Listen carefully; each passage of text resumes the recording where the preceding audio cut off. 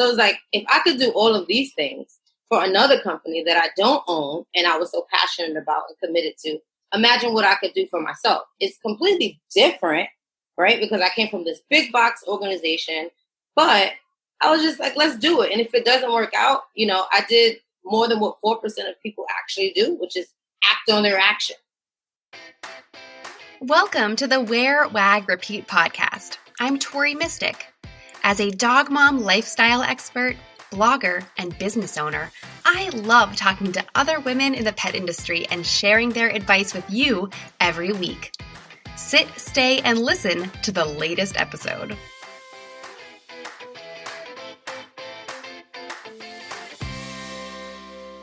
In this episode, I'm talking to Melissa Mitchner.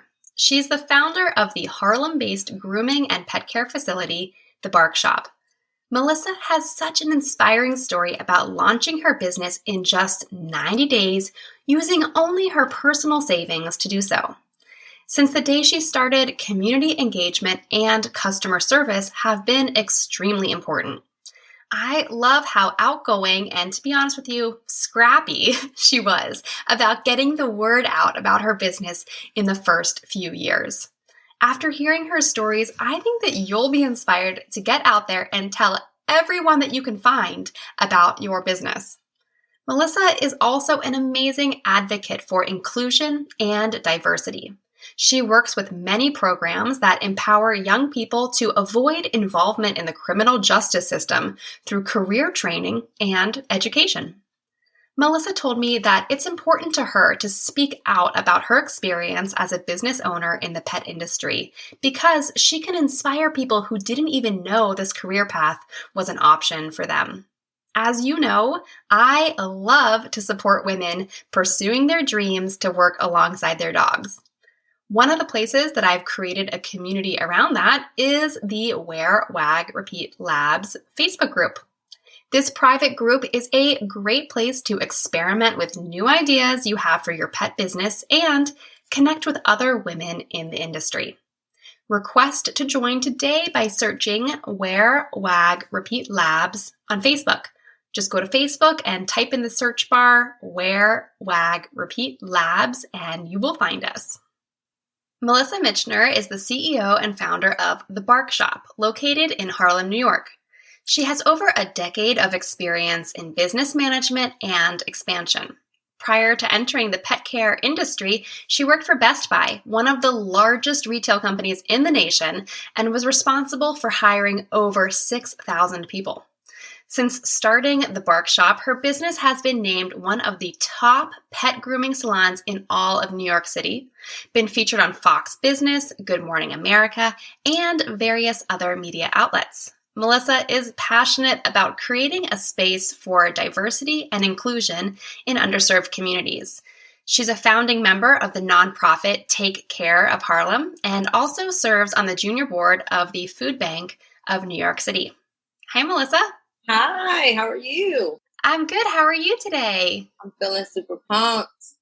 Awesome. I know. I feel like I'm also just feeling like there's some good energy going on this week. Like, I know that the lockdowns are kind of continually in the back of our minds, but somehow I'm feeling the dog vibes today. Yes, me too. We got to stay optimistic, ground ourselves in positivity. And being surrounded by dogs definitely helps. Yes, they love us, my four-legged friends. So tell me about the Bark Shoppe. What was your inspiration behind starting this business? So the Bark Shoppe is a premier pet care company. As you said, we're located in Harlem.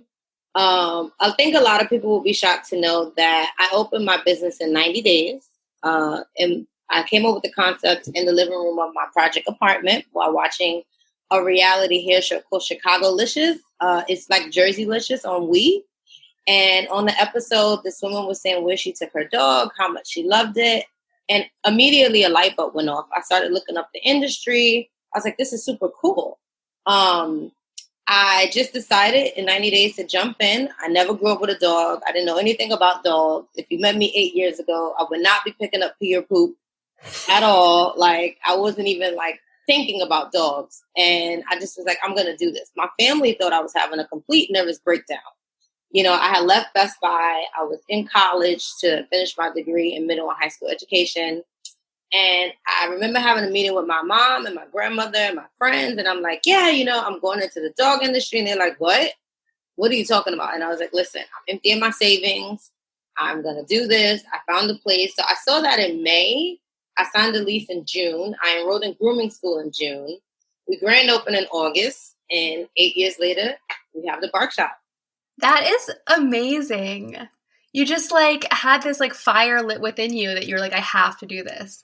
I just jumped in. I thought it was, one, I think it was because I had a split crowd, right? So half of my family was like, you're crazy. Like, you could buy a house. What are you thinking? Like, this is a down payment. And then my other friends were like, do it. I think it's badass that you're willing to just jump in. And 90 days looking back, I could have done some things differently, but I was super passionate and was like, we're going to do this. And I just did it. I think that sometimes when you first start and when you're young, because you were in your mid-20s when you started. I was 26. Yeah. So I think when you're in that mid-20s sweet spot, you don't think that anything bad could happen, and you just kind of go for things and you're not afraid, and it's kind of magical. Yeah, I think also and I think about this a lot often now, right? So I grew up in the poorest congressional district in the nation, in the South Bronx. Anyone that lives in New York City public housing knows that those are terrible conditions. So it couldn't get any worse than that. I just had to take that risk and jump in, and I believed in myself. I worked at this great company, and that was my first and only job. So I started as a line level associate. I left the store. I had grand open stores in the Bronx. I was flying to Minnesota. So it was if I could do all of these things for another company that I don't own and I was so passionate about and committed to, imagine what I could do for myself. It's completely different, right? Because I came from this big box organization, but I was just like, let's do it. And if it doesn't work out, I did more than what 4% of people actually do, which is act on their action. Yeah, that's an amazing story, Melissa. And you're totally right. I think that just starting, just doing it puts you way ahead of pretty much everyone else, because tons of people have ideas, but they don't always act on them. So you're even just by starting, you're way ahead of everyone else. So it's really inspiring. So when you first opened the Bark Shoppe, you opened in 90 days, you were so excited and so passionate. What was your business like when you first started? Can you describe, if someone were to walk in the door, what was it like being there? So when I first started, I had this whole idea of a luxury pet care facility. Harlem is a very mixed demographic. So, I can go one block west and I have people that are thriving and, very successful. And I could go one block east and I have people that are on a very fixed set income. So I had this whole luxury concept and, we were going to be really high end. I had chandeliers and this beautiful pink velvet couch and things like that. I didn't have an awning. There was nothing that said it was called Poor Prince of Harlem at the time. There was nothing that said Poor Prince of Harlem. So I would go out and I would go to Central Park. We're 5 blocks from Central Park. I would walk to Central Park in the morning and hand out my flyers. And I would walk through the projects and hand out my flyers. And I would tell people hey, we're right down the block, try us out. And people would say, that's not for us. And I'm like, no, I created this. I created this so you don't have to leave your neighborhood. And then I remember I had 3 of my first clients. One of the gentlemen's names was Mark Harris. He had 2 Shih Tzus, Socks and Kobe. And I gave him the flyer. I was super enthusiastic. And he was like, if you ace this, we could get you all the dogs. And I was like, okay, I'm down. I was like, I had one groomer at the time. We were open 5 days a week. And I said, I have the best groomers. You can trust me. And he came in. He actually did. And he advocated for us. And from then, the dog run, the news at the dog run, and I would say for the first 5 years of business, I didn't have an awning. So, you just knew to get to the corner of 115th Street. Melissa would take care of you. She would have someone, because I wasn't doing the grooming either. I was growing the business. I was out there guerrilla marketing. People are like, what's guerrilla marketing? That's literally when you have flyers and you're running down on people hey, I want to tell you about my company, and that was what I was doing for the first, I would say 90 days. I had made sure that I paid my rent for at least 90 days. So I didn't have to think about, how we were going to make the rent. I could just focus on growing the business, meeting people, talking to people. I'm a people person. I love people. And I'm super chatty. So I was just like walking up to random people, Starbucks, people would leave their dog outside. I would be standing right by their dog like, hey. And I was like creepy girl at the time. Like, hi, I just want to tell you about, Poor Prince of Harlem. And that the word just spread from there. And I think the customer service, like for me, the clients are the centerpiece of our business. And we really focus on that. I always say, like, don't be afraid to go above and beyond because there's never any traffic. So that's something that I really pride us in. It's like we go above and beyond and we have fun too. So yeah, I just love that. And I can see the excitement in your voice. And I love that you can remember like that first customer who like really advocated for you.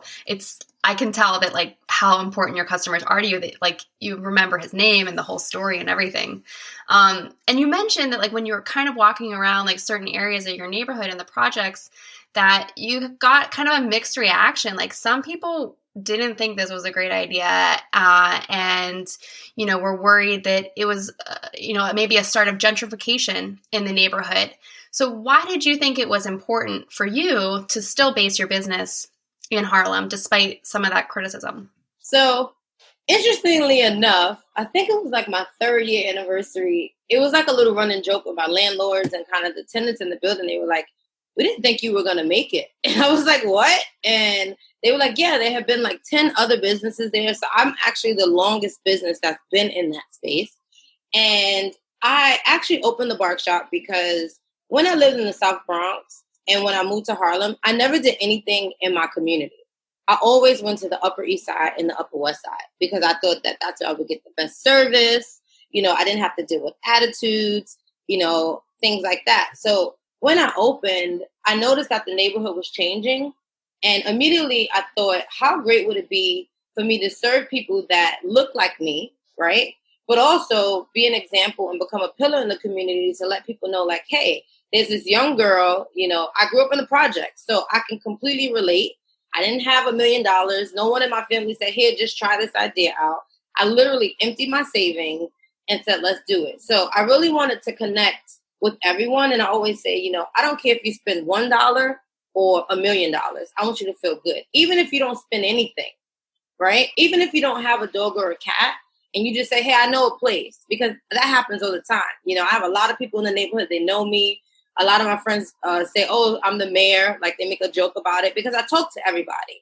And I think that's so important. The community is so important in my business. And I know that because I never had an awning for 5 years. There was nothing that had the business name. We had some photos of dogs at the top and we had like a sticker in the window, but it was all word of mouth. We had such organic growth and we built that, but it was important for me to connect with people. And yes, gentrification, some people say, oh, it's not a good thing or it was scary, but I wanted to kind of create that community through the dogs. And I think that it doesn't matter if you're Black, white, Indian, Asian, red, purple, the love of the dogs, the passion of the cats, and what we do. I do this because I love it. And every day that I open my doors, I want you to feel that love. So I think that it was just perfect timing. People thought I was completely crazy. They were like, what are you talking about? There's no dogs here. And for a long time, we started seeing like Shih Tzu, Pomeranian Yorkie, Shih Tzu, Pomeranian Yorkie. We weren't seeing diverse, breeds. And then I remember we started getting calls. Like, I remember the Bouvier, Lucy. There's our first client, Lucy. She's our first Bouvier.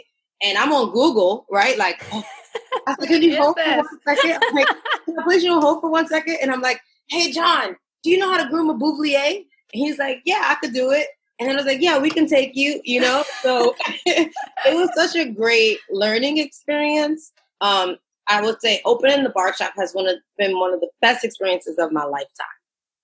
It's taught me so much as an entrepreneur. It's taught me so much as a person, as a human being.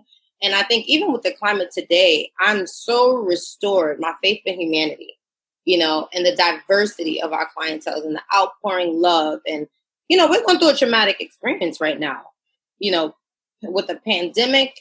I'm a Black woman, Black Lives Matter movement. There's so many things going on. I live right by a hospital. I hear ambulances. Like at one point in New York, it was every 7 minutes. every 5 minutes, so I think through pet care, my faith has been restored in humanity. And I feel like I just have an even bigger purpose and mission. Are you searching for a way to earn extra income in your pet business and expand your reach with really cool branded products? I bet you'd love to have an online store, but do you have the space to store inventory or extra time to ship products out to your customers? Me neither. That's why I'm obsessed with on-demand products. Print-on-demand technology gives you a way to boost your income and brand awareness with a zero inventory online store full of high-quality products. In my new masterclass, Launch an On-Demand Online Store for Pet Lovers, you'll save a ton of time by learning how I set up my own on-demand products like shirts, mugs, tote bags, and more. I'll let you in on the mistakes I made so you don't make them. And I'll explain the strategies I use to sell hundreds of on-demand products in the Wear, Wag, Repeat shop. Want to check it out and get a jump start creating on-demand products that your customers will be begging to buy? Head over to wearwagrepeat.com/courses and click on the On-Demand Online Store Masterclass. Enrollment is open now at wearwagrepeat.com/courses. Yeah, I think that you just touch on something like our pets really kind of teach us like what is important. And I think that with everything going on in the world, people are spending more time with their pets. They're like, really appreciating the love that our pets have to give us. And also, I think like coming together through like a shared love of pets, you can be friends with people from like any walk of life or anywhere. I mean, I have Instagram followers like all over the world, all over the place, who like we all just love each other because we love dogs or we love Labradors or like whatever it is. And it's just so cool how people can come together just because of dogs. I mean, I think people who aren't in this industry maybe don't get it, but like it's pretty magical and it's pretty awesome. So you mentioned like you're very passionate about helping underserved communities or maybe underrepresented communities. Do you have any advice for the pet bosses who are listening on maybe how they could make their own businesses more diverse and more inclusive? Is there anything that people can do in like a brick and mortar business, or if they're a dog trainer, or if they're just an online store? Like how can they be more inclusive of underrepresented communities? I think one, just being open. That's the first step, right? I think being open and engaging, what I've learned. So I think most importantly, the reason why there's not a lot of people of color that are owners in this industry is because there's a lack of funding, right? So I was blessed to have money saved to be able to just start a company. But I also lived in the conditions where my rent was $287.20, right? That's like unheard of. So just being open and able to provide internship opportunities. So we work with a lot of organizations. We work with GOSO, which stands for Get Out, Stay Out. Friends of the Island, which is for young adults that were previously incarcerated in Rikers Island, which is a detention center here. We work with Pathways to Graduation and City at School, which is an alternative high school, which I'm also an alumni of. I graduated from an alternative high school. So I think it's important to give people the opportunity and speak about the business and let them know, because I think people always think, oh, I could be a vet. That's the only thing that you could do within the pet care industry. So if you're a dog walker, share your skill set. Try to find interns and people that you can share information with. Because one, what I find is that it makes your workload easier, but it also helps open up this network and create ideas in a space for people that didn't know that it even existed. So a lot of times, and I've had some of the toughest, strongest guys that come in and like, yeah, miss. And by the end, they're like mush and they're like, we don't want to leave. We don't want to end over, or I've actually hired some of my interns full-time and brought them into the company. So I think just creating the space to provide the opportunity, using your platform to talk about how you got started. There's millions of dogs. So there's no reason why we can't share insight, because in pet grooming particularly, the industry is growing faster than what we can meet the demand. So we need more groomers. We need more talent. We need more people. So I think inclusivity is important. And seek out organizations that you can partner with. Seek out, people. So many people off the street were like, how did you do this? And I'm always like, okay, I'll map out time, or I'll stand there and I'll talk to them right in that moment, because I think it's also important. People need to feel seen, and they also need to be heard. Right. So I'm very intentional about, like, I see you. I don't care about whatever happened before you got here.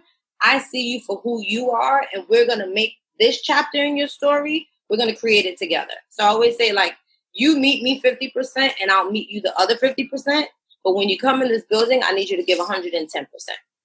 Yeah, you're just really generous with your knowledge, and just like that, just even like a little bit of generosity can make a huge impact in someone's life. Just like seeing, a lot of people probably thought this was never an option for them until they saw you doing it. So, it's pretty amazing. And I think that we often overlook, how much people look up to us as pet business owners. Like, a lot of people love dogs, but they're like, oh, I can never make money, or their family tells them you're crazy, or it's just a hobby. You can't really do that. So it is important to just speak up and just share what you know, like, as you are doing. And have fun too. Yes. Right? I think that's so important, because you get so caught up in the everyday, day to day. And I'm in New York City. So, like, I always make a joke. People come here to follow their dreams and live in a box, right? So super small, high rent. People don't even say good morning, so I'm intentional about, like, just creating those relationships. Say hi.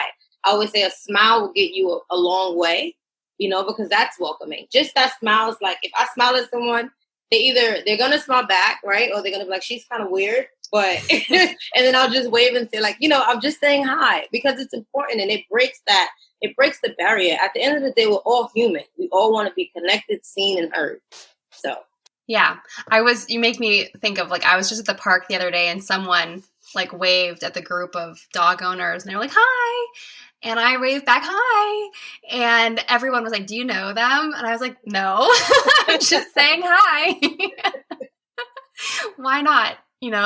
Especially now with social distancing and everything, it's important to just do the little things. So you talked a little bit about, like, how important it is to value your customers, to give amazing customer support, to make everyone feel like they're seen and heard. How does that translate into hiring? So, like, from your corporate background, you're a hiring expert.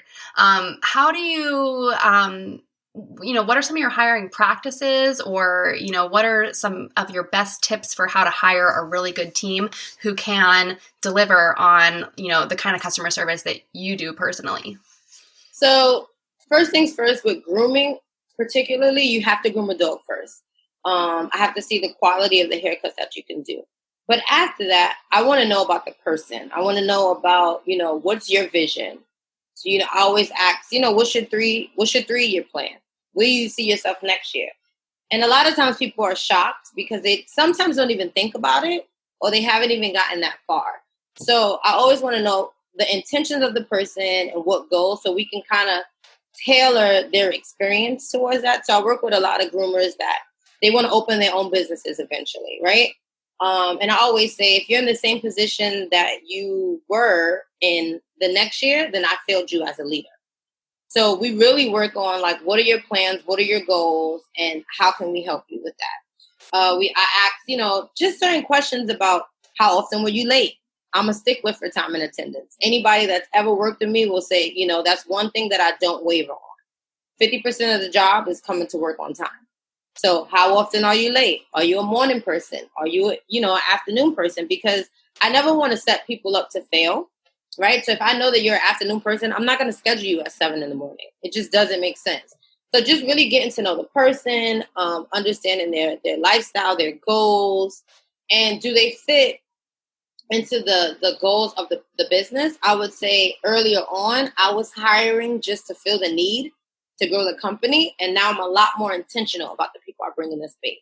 So we actually go through a few interviews, because I interview you, then we'll have a sit down with the groomers and the rest of the team to ensure that you're a good fit. Because we're in a very, we're a family. That's just the best way to explain it.